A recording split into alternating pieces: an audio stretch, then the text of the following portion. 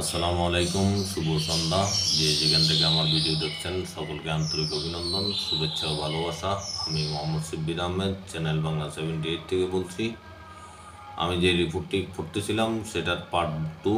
এখানে বলা হয়েছে হত্যাকাণ্ডের শিকার 1400 মানুষ, সমন্বয়ে ছিলেন খোদ হাসিনা। খবরে বলা হয়, জাতিসংঘের প্রতিবেদনে বলা হয়, ক্ষমতায় টিকে থাকতে ছাত্র জনতার উপর মাত্রাতিরিক্ত বল প্রয়োগের সরাসরি নির্দেশ দিয়েছিলেন সে সময়ের প্রধানমন্ত্রী শেখ হাসিনা। আওয়ামী লীগ ও দলের অঙ্গ সহযোগী সংগঠন সহ মাঠে থাকা সব বাহিনী বল প্রয়োগ করেছে। আন্দোলনের সময় প্রতিরক্ষা গোয়েন্দা মহাপরিচালক ডিজিএফআই, জাতীয় নিরাপত্তা গোয়েন্দা NSI, national telecommunication monitoring centre, গোয়েন্দা বিভাগ, special branch, counter terrorism and transnational ক্রাইমের মতো গোয়েন্দা সংস্থাগুলো আন্দোলনকারীদের সহিংস কায়দায় দমনে সরাসরি জড়িত থেকে মানবাধিকার লঙ্ঘন করেছে। গোয়েন্দা বাহিনীগুলো শিশুসহ নিরীহ নাগরিকদের নির্বিচারে আটক, গুম, নির্যাতন, তথ্য বের করা বা স্বীকারোক্তি আদায়ের নামে মানবাধিকার লঙ্ঘনের সঙ্গে জড়িত ছিল।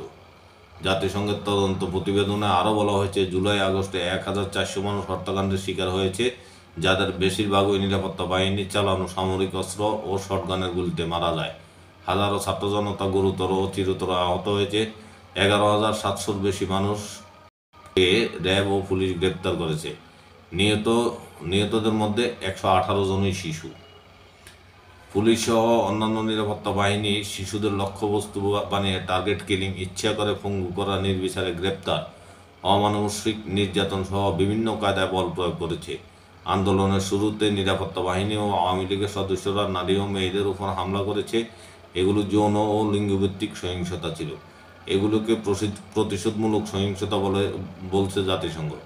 নিরস্ত্র নাগরিকের উপর SKS টাইপ 56 ও BD-08 বন্দুক দিয়ে 7.62 mm গুলি চালানোরও প্রমাণ পেয়েছে জাতিসংঘ তথ্য অনুসন্ধান দল। প্রতিবেদনে বলা হয়, বিক্ষোভের সূত্রপাত হয়েছিল উচ্চ আদালতে সরকারি চাকরির কোটা ব্যবস্থা পুনর্বহালের সিদ্ধান্তকে কেন্দ্র করে। তবে এর মূল কারণ ছিল আরও গভীর, ধ্বংসাত্মক দুর্নীতিগ্রস্ত রাজনীতি ও শাসন ব্যবস্থার ফলে সৃষ্টি হওয়া অর্থনৈতিক বৈষম্য। জাতিসংঘের প্রকাশিত প্রতিবেদনের প্রচ্ছদে স্থান পায় হাসিনার পুলিশের গুলিতে প্রাণ হারানো সেই আলোচিত গোলাম নাফিজের ছবির স্কেচ, যেটি তুলেছিলেন ফটো সাংবাদিক জীবন আহমেদ। সেই ছবিতে দেখা যায় গুলিবিদ্ধ নাফিজের নিথদেহ পড়ে আছে রিকশার ফাদানিতে। তার মাথা রিকশার বাইরে ঝুলন্ত, প্রায় মুখ আকাশের দিকে। রিকশা চালক তাকে উত্তাল সড়ক থেকে নিয়ে যাচ্ছেন। এই ক্যাশ সহ প্রতিবেদন চুম্বকাংশে জাতিসংঘের মানবাধিকার হাই কমিশনারের দপ্তর ফেসবুক পেজে প্রকাশ করেছে, যা আরও অবদান তৈরি করেছে বিশ্বমহলে। এটা ছিল দ্বিতীয় পার্ট। আসছে তৃতীয় পার্ট, অপেক্ষা করুন। আসসালামু আলাইকুম।